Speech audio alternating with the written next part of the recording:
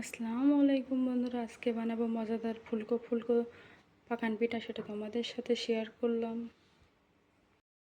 প্রথমে দুধটা ফুটিয়ে নেব।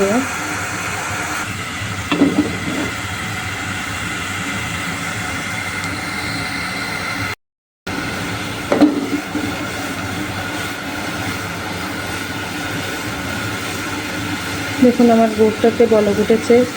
এখন দিয়ে দেব চালের গুঁড়া।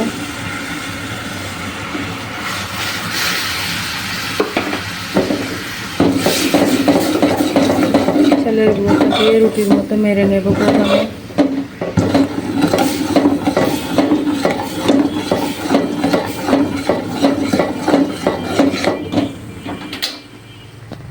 এটা এখন ভালোভাবে মেরে নেব। দেখুন আমি আটাটা মেরে নিয়েছি, নিয়ে এখন দিয়ে দেব স্বাদ মতো লবণ, দিয়ে এখানে ঠান্ডা পানি দিয়ে দেব, দিয়ে যেমন ব্যাটার করার প্রয়োজন তেমন করে নেব।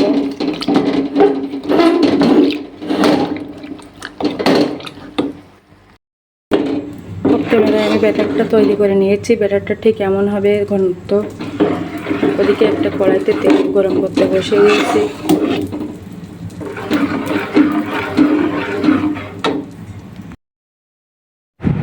দেখুন আমার পিঠাগুলো সব বানিয়ে তুলে নিয়েছি। কেমন হয়েছে কমেন্টে জানাবেন। কিন্তু সবাই আল্লাহ হাফেজ।